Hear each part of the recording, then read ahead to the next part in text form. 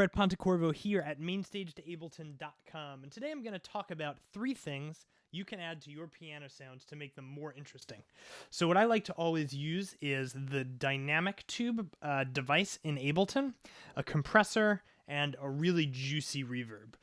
So let's go ahead and take a look sort of how that's done. So right now I have open inside Ableton Live the Grandeur piano plugin. And it's a beautiful sound, but I do find that it's a sound that often gets lost when I'm playing with a band. So these are some things that I like to do to give it a little bit more presence, to help it pop, to make it a little bit more interesting.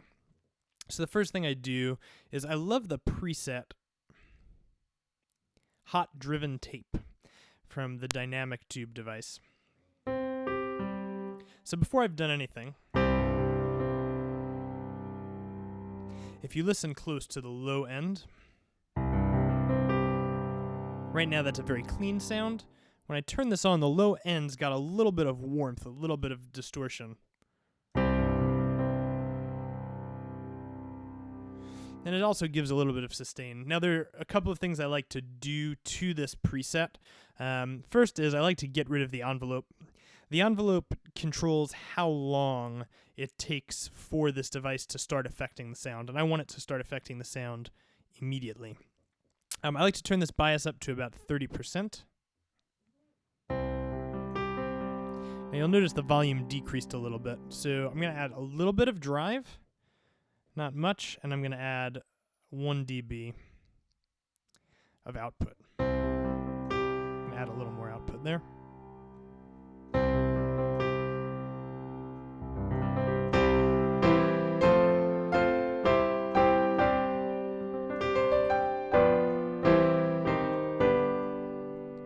Bring this bias down just a hair, sometimes in the higher register.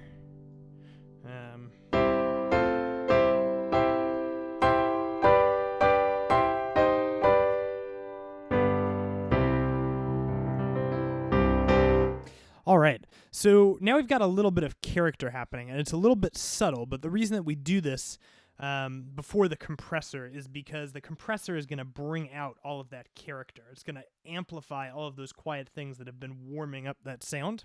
So let's go ahead and drop a compressor in.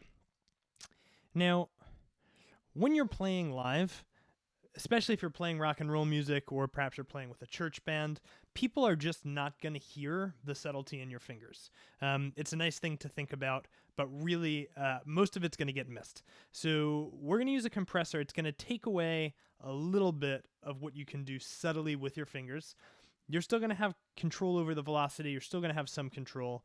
But a lot of times people talk about using a more transparent compressor on pianos. I really like to squash my sounds. It gives them the presence that they need, and it also brings out the character. You're going to end up with a more interesting sound, and in terms of just artistic production in general, there's going to be an appreciation for that. Even a listener is going to understand that something cool is happening. So let's check out how I do this. I like to set the ratio up quite high, around 6:1. Turn off the makeup gain. Now as I bring this threshold down, that's when it's going to start processing. So you can kind of hear that happening. This is lacking some tact, but we'll get there. I'm going to turn my attack all the way down, so it's hitting immediately. And I'll put my release at about 500 milliseconds. The reason I have my release so high is because that's what's going to give you that sustained sound. So you're taking off the original punch a little bit and you're replacing it with a very long, thick waveform. So if you think a piano would usually start big and get small, it's going to start a little bit less big, but it's going to stay more consistent before it tapers off. And then we have to add back the volume that we've taken away. So right there, I'm just above 12. Right there, I'm by 24. So we're going to add some of that back.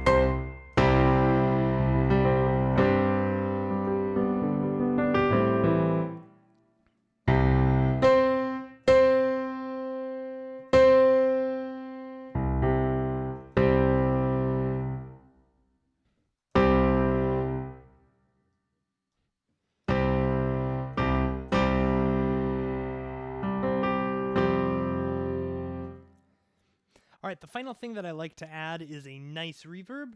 So I'm going to show you how I do that. If you want a really detailed video about reverb, you can check out the link in the details below where I do an entire video on making interesting reverb sounds. But let's take a look at a sort of stripped down way. So here is our reverb. And the reverb plugin as it is actually quite nice. There are some things that I like to do. First of all, pre-delay needs to come off. We're doing a lot of rhythmic stuff, and pre-delay is going to add a little bit of mess, a little bit of mush to that. I like to pull my size and my stereo all the way up. I like to have my decay time around 5 or 6 seconds. My spin, I like to have around 21.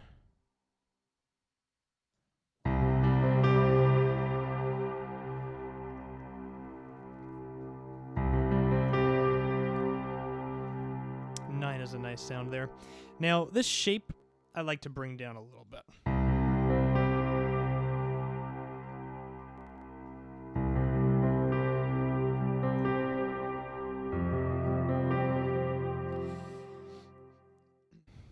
In the diffusion network settings, I like to pull some of the highs off.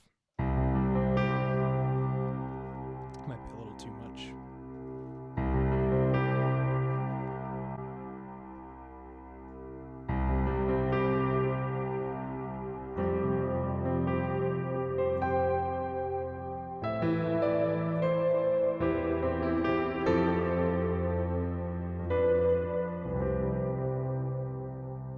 And you can always map a dry, wet knob on your keyboard somewhere. So you have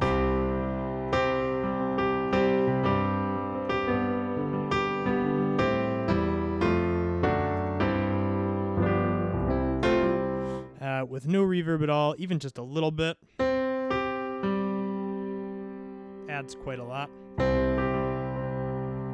You can also totally saturate it here.